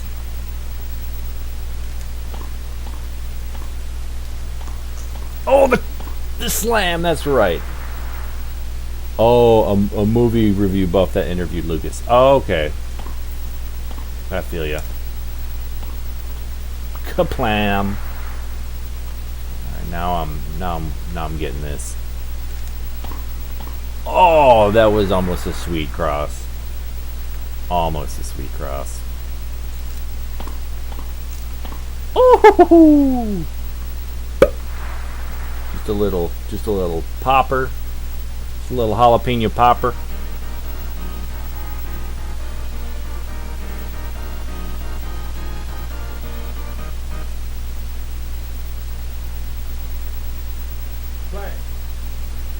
All right.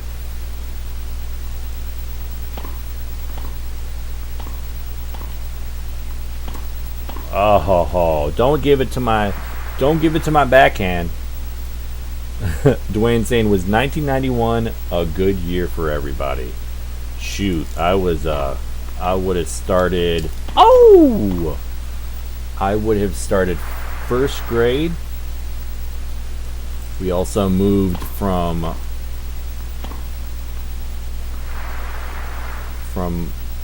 the first house that I have a lot of memories in.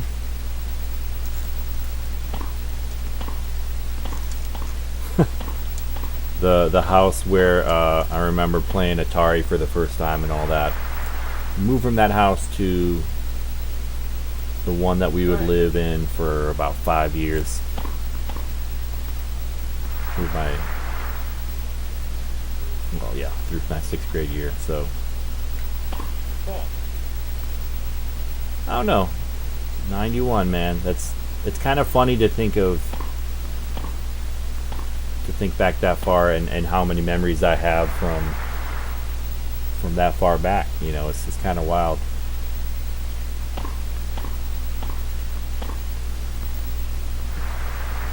Oh, Gridiron Masters, my 1991 Camry was born in 91.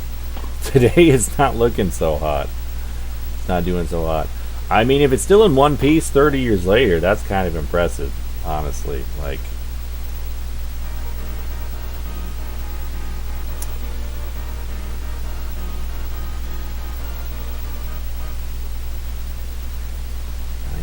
'91.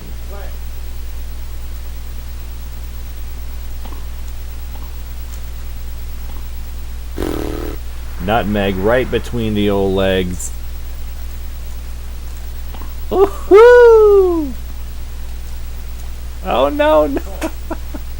Not the swing and the miss double fault. Oh, nice return.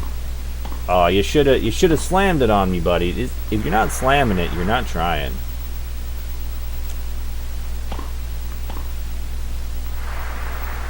Net. All right. Kashlaun. Trying to catch him inside. Trying to catch him outside, if you will. Gift wrapped for old Hiro. That's okay. Because I'm gonna get an ace. Oh, pretty close. Ah! Wow. Embarrassment. There's the ace. Got it.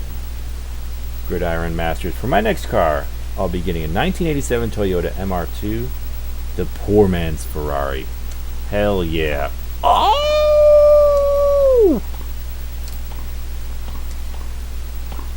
And just shoving it down his throat. Just taking that game. I'm not a huge car person, but I had a friend in high school who, maybe he was more like college years, he had I think it was a 1969 Mustang, and that thing looked pretty sweet. It overheated a lot, but I have memories of him, like, so he lived on Lookout Mountain, which is really near Chattanooga, Tennessee, where I was living, and so he drives down the mountain and then he has to hose off the engine with water, I guess lukewarm water. And that's how he got from point A to point B. Oh, with the net! Oh, yeah, you're not going to stop that. No way. So, I guess what I'm saying is, if I ever wanted, like, a classic car, I would probably go, like, 69 Mustang. The 90s Mustangs really don't do it for me, but the older ones, pretty neat. Man, he's trying to back me up. And it worked. Okay. Oh! Oh my goodness. I just like nipped the corner. Oh my goodness. Let's nip it again. Wow, that wasn't the nip. But it was a point. Eli's saying, imagine Dead or Alive 1 on the N64. That sounds pretty freaking sweet.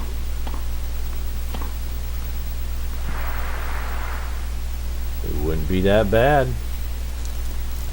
Probably some polygons, if I'm honest. Probably some polygons.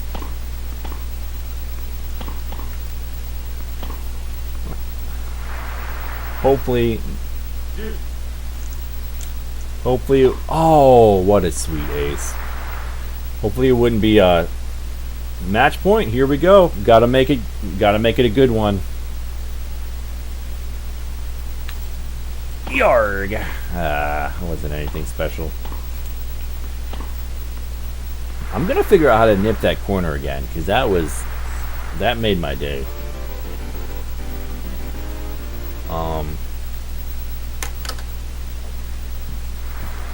Alright.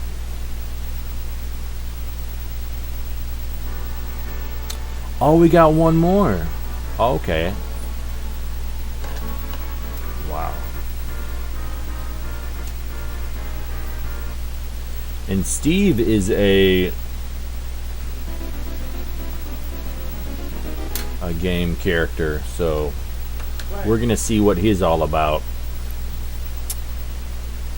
I want to check in with Matt to see if he needs to get on the stream soon.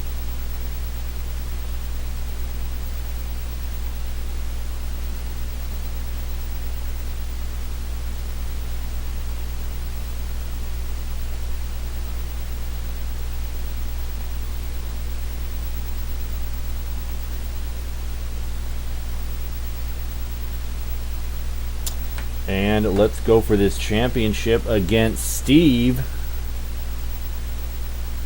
So I'm looking at this stream and I see Steve looks like he's wearing green.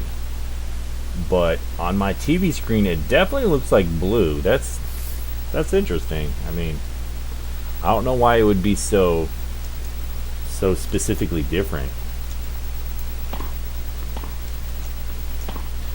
You know what we're gonna do though? We're gonna change the ball color again.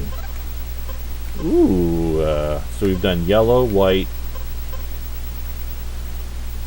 So it definitely looks like pink on the stream. To me, it looks a little orangish.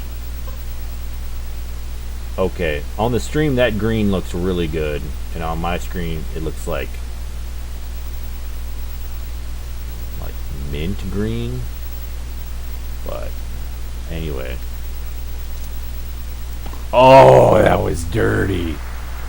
Oh, that was dirty.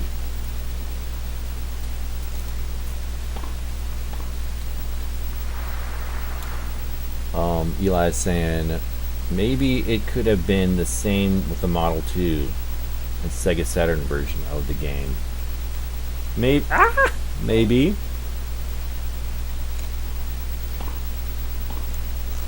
Another dirty one.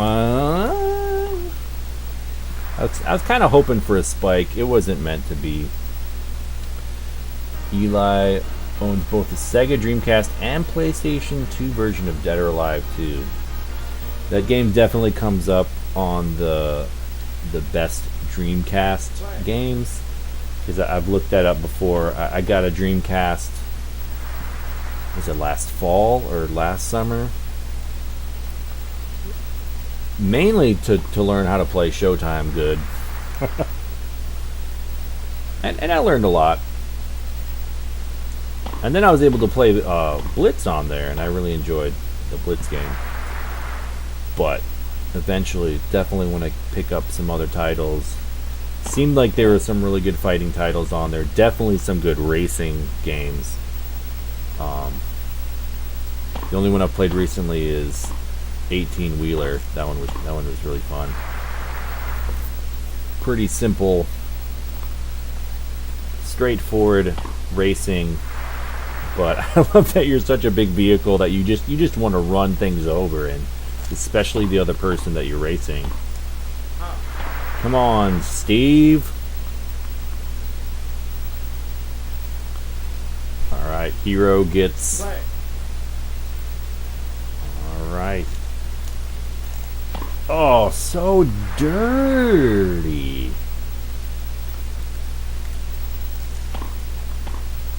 He's able to defend that side a lot better. This side not so much. I think I messed that up.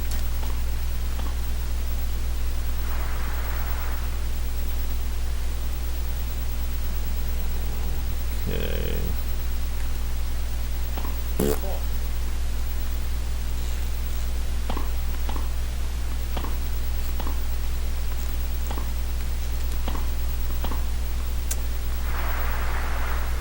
Eli's saying, still waiting to get the original Xbox version of Dead or Alive 2 called Dead or Alive 2 Ultimate. Absolutely. DOA 2 Ultimate is DOA 2 with the DOA 3 graphics engine. That's cool. I love it when they're able to mix things like that. It's just you know you already love both things, and then they put them together. It's like, thank you. Okay, Steve getting a little psyched out. Getting a double fault. Oh, I almost freaking cross-corded his arse.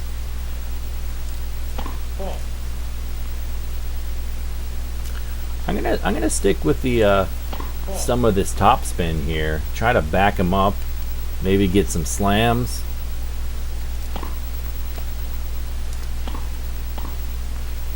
Yeah, we're gonna rush the net. That's what we're doing.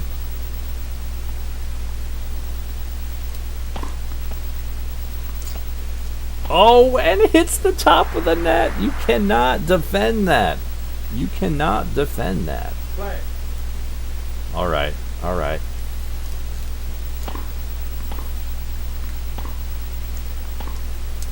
Ah! Not a very good net rush.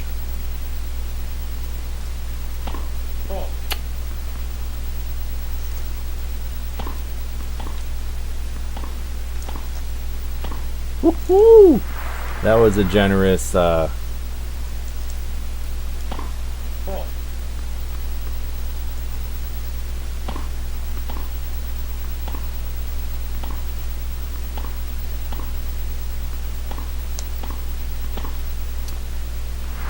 generous boundary they gave me there. It looked like they could have called it out. Oh, too much.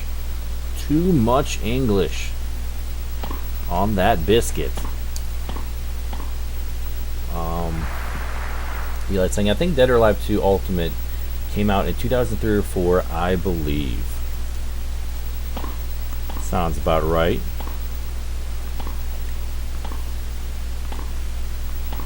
Swinging a bit for Stevie boy.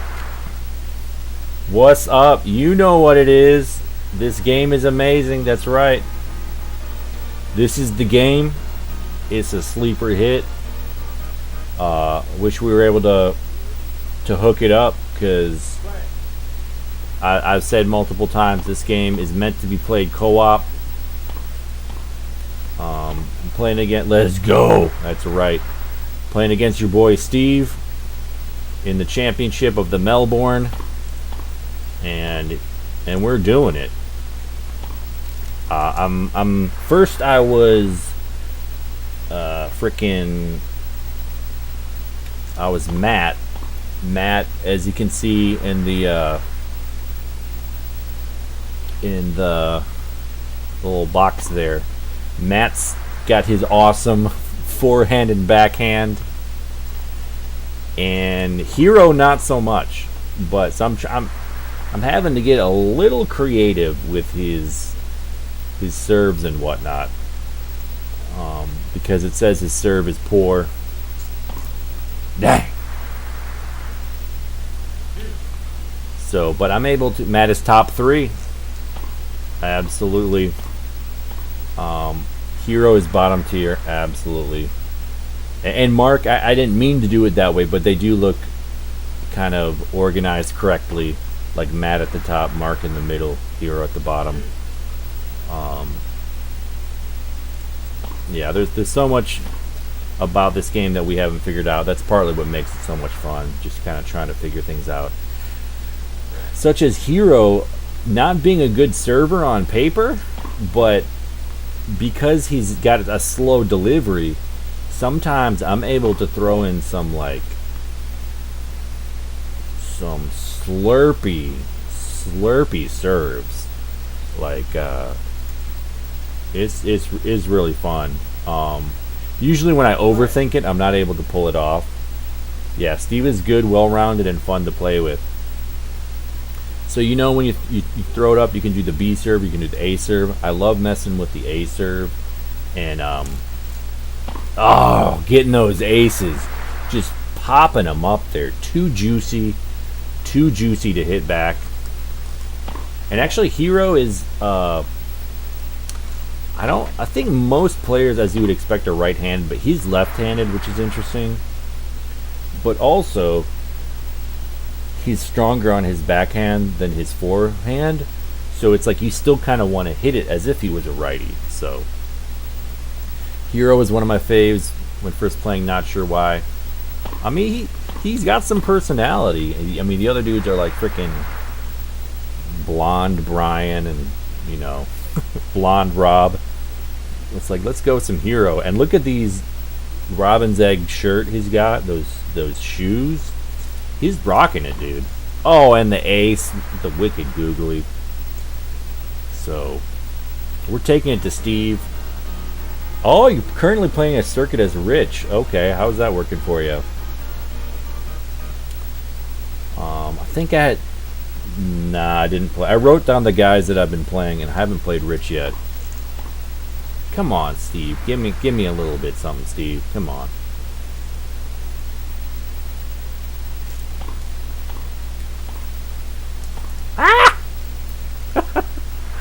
I've been trying to brush the net more because, you know, it's so cross court. It's so tempting to just do the same old set up the computer, blah blah blah. So I've been trying to back them up with the top spin, and then get some slams. Oh, that was a missed opportunity, but it's all about this. So good. Rich is good on everything except for the serve. Oh, he's the only one with best rating as. So I might try to pull Rich out for the next time I stream this game, because that's definitely what's it called? That's definitely something worth trying to figure out. Like, can you be dominant with the most dominant server? Like, he so his average, but then he's great at serve. Like, can you maximize the serve you know? Ooh, Steve. Oh, and I just shanked that one. I've been having a tough time. Like, some of these serves I'm doing good. He hits lasers with the serve.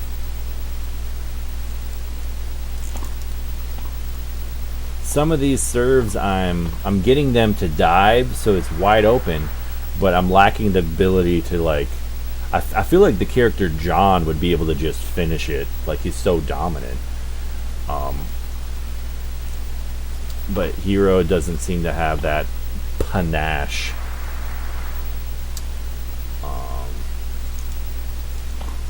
Oh, see, I should be able to. Kind of finished him off there. So Eli was saying, I hate the creator of Dead or Alive when he decided to make the game an Xbox exclusive back then, and the Xbox still failed in Japan back then. Yeah, sometimes it works like that. Game exclusivity sometimes just doesn't work. Yep. Ooh. So I had a good return with my backhand. I'm gonna try to stick with that. Oh yeah, that was a good backhand. Let's do it again.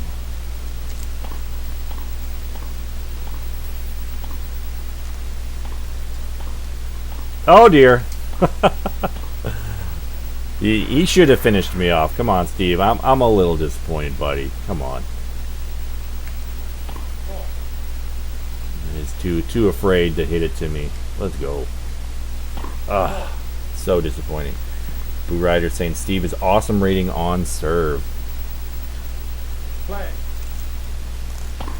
Oh, he was ready for that one, but still got him with I feel like there should be a name for that. You hit it far over here, they hit it to you in the middle, and you just cross court. It's like a V pattern.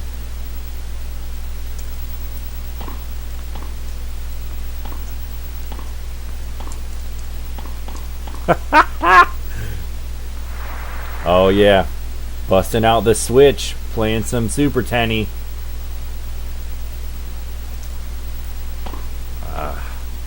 See, he Rats is right, dude. Come on, you got to bring the heat, man. This is a champion shrimp.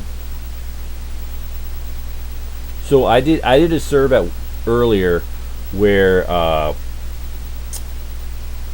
put the googly on it, and I hit the in the box, in the legal area, the bottom right corner, just nipped the corner. It was it was so awesome, and the guy was actually able to return it, but I was just so proud of that serve. Oh, that was not it.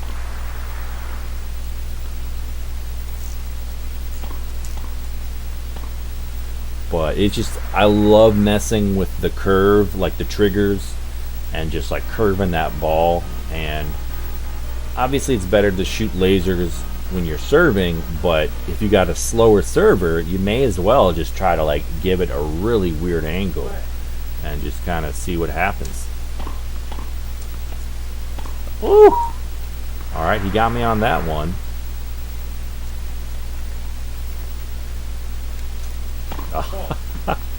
Missed my backhand, but double fault. Steve, you are disappointing me, buddy. Come on. Oh, that's a strong backhand. That's strong. Oh, not the miss. Not the swing and the miss. No.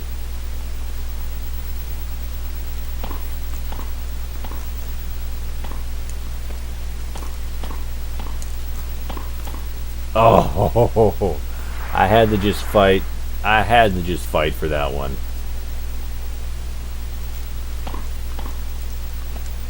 Oh, what? Yeah, Steve somehow takes the game from me after I'm saying I'm disappointed in him. Blue Rider saying you can hit serves where it's wicked googly in the corner box and forces the computer to dive hit, but then you can slam cross it. There's nothing they can do to return it. Absolutely. That's what's up, Matthew Burgess? Thanks for popping in. Happy day after the 4th to you as well. We're playing some Super Tenny. Definitely an underrated Super Nintendo sports title. Absolutely. So it's making my SNES Sleeper Hits series. Definitely a lot better playing co-op, playing against another user, or you can play on the same team as doubles. That's always amazing. Really challenges your strategy. You can have. I enjoy having the net person trying to slam it all the time, and then the person that's deep trying to hit the. All right. So the set points, I always try to win with a 1 a.m. your time. Yeah, it's 2:40 here, so it is what it is. Mesa, Arizona, Chicago, Illinois. So we're trying to get this set, and you see Hiro just sliding, Michael Jackson style. Ooh, we're trying to get this ace. That was not a good one, but we got it. Yeah, the physics are incredible. Absolutely, like they just hold up. They just make sense, you know. And then the stronger players are easier to control, and the poorer rated players tougher to control, less consistent, and that's how it should be. So Eli's saying Itagaki is actually a shitty person in real life. He also had sexual harassment allegations and money hungry. Oh wow. Fired from Tecmo. Wow. Yeah, Matthew Burgess loves retro games. Me too, dude. I love them, and I really enjoy busting out the kind of the less appreciated ones, and just kind of putting some content out there for people. Maybe they'll love them too. Maybe they'll want to download it on an emulator, give it some love. Ooh, Steve. Okay, getting that first point. He doesn't want to go home. He doesn't want to go home to his couch and eat potato chips. Actually, the diver. Actually, what I found out, if you get second in a tournament, like the winner of the tournament might get 60 points, and second place gets 50 points. That just like, I wish there was something more at stake than just 10 points for winning the championship. You know, like you get a trophy and 10 extra points. Nah. And Steve can't even hit in the ding dang box. Come on, man. I sliced that one. Matthew Burgess loves old arcade games, Galaga Joust. I don't know if you're familiar with Killer Queen at all, but Boo Rider in the chat is really good Killer Queen player, and I bring that out because Joust is Killer Queen is kind of like Joust on steroids. Like it's a 5-on-5 person video game that's really exciting, and there's the attack mechanism is like Joust in that like the way that you defeat the other player is your weapon has to be a little bit higher than theirs. So I don't know if you're familiar with that at all. You think you've seen it? Height. Absolutely. Kashloink. Oh, he was ready for that one.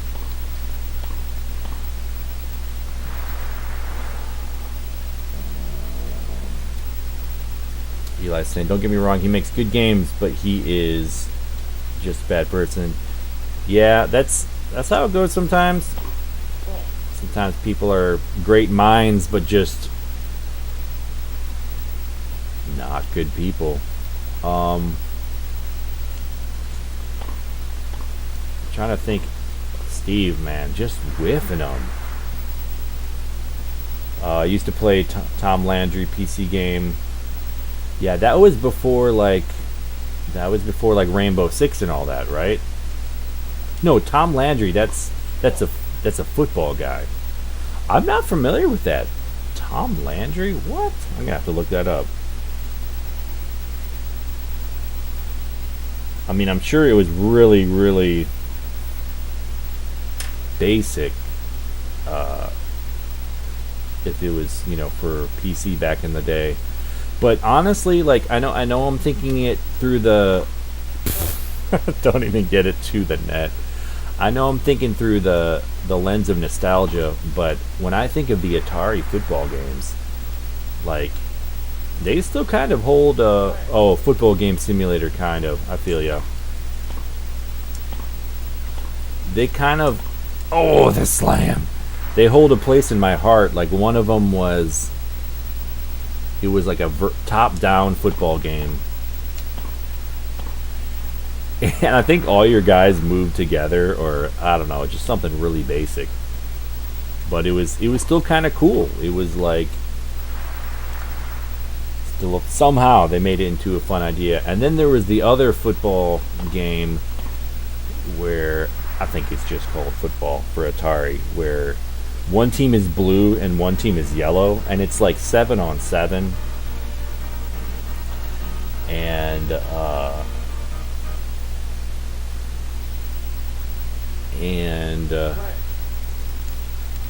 it's not a complete game by any stretch, but I do think you can actually like call different defenses or something.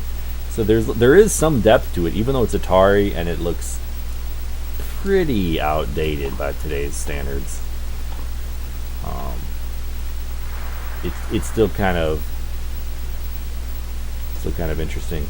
So Nintendo, you're talking about Nintendo games. We play a lot of Tecmo Super Bowl on this channel.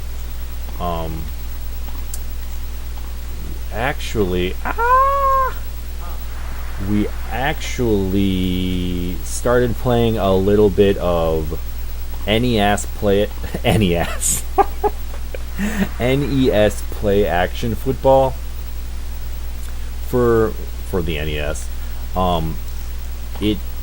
It came out after Tecmo Bowl for Nintendo, but then before Tecmo Super Bowl, which was 1991. So it's really interesting. It has some depth. It only has 8 teams, but I've played it with my buddies at Demon Tap, and it's like we have a hell of a time trying to figure it out, and it is very competitive. It's super fun. I'll definitely play it on the channel sometimes. I would consider it an NES sleeper hit, whereas Tecmo Super Bowl would be a classic.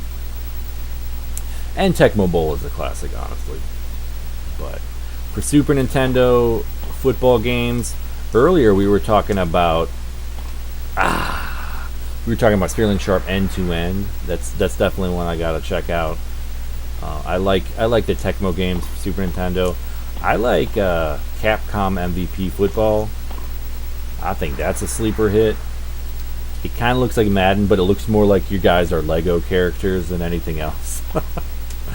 But it's pretty fun. Of course, then there's the Madden ones too. So yeah, definitely a fair amount of football games. I had a slam! Get out of here! Get out of here! I gave Steve a little bit. Oh, Emmitt Smith football. I gave Steve a little bit of his own medicine with the slam skis. So Eli a little earlier was saying he made for the Wii U. Devil's Third was so bad that its online servers only 1 year after the game released. Yeah, I mean you can't make them all classics.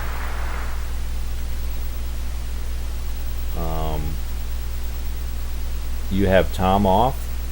Oh, time off. I feel ya. Hell yeah.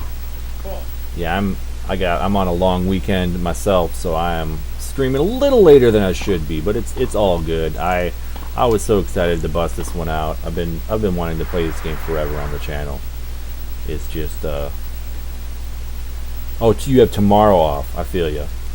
Sometimes I'm a little slow on the abbreviations. The Tecmo Bowl game, arcade game, made no sense. He played as specific players. I feel you. I don't love the Tecmo Bowl arcade game, but I kind of like it. It's just so cute. It's so cute. And And if you have people, it can be a 4-player game. I think if you have the buddies there, like it can be a great time, and especially if you're at a like they have it at one beercade here in Chicago. So especially if you're like drinking beers and you're playing some Tecmo, it's like, geez, it doesn't get better than that. And there we go. We get the cup. We get the cup. The Melbourne Cup. It's a gold one because this was 100-point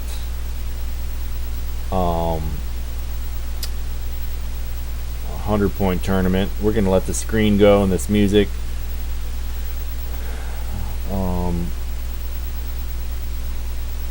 You're saying, do I like bowling games? I haven't played a lot of bowling games, and I know it doesn't hold up, but I'm gonna go back to Atari with Atari Bowling. That game got to me as like as a youngin who is new to video games. Something about the sound effects and the simplicity like really spoke to me. You're mentioning low gravity bowling?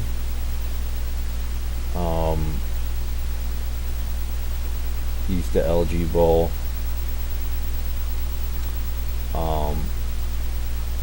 I think on Super Nintendo there's supposed to be a good bowling game, and so I need to check that out. Because I do like to play the lesser common sports games, like not just the titles, but the sports themselves. Like tennis, definitely not as much of a following for the casual gamers as football, basketball, baseball, hockey. Like those are the big four. But then there are good boxing games. There are good tennis games, bowling, even golf, stuff like that. So definitely love it when there's a good game that represents some of the lesser known sports. Eli's talking about Itagaki.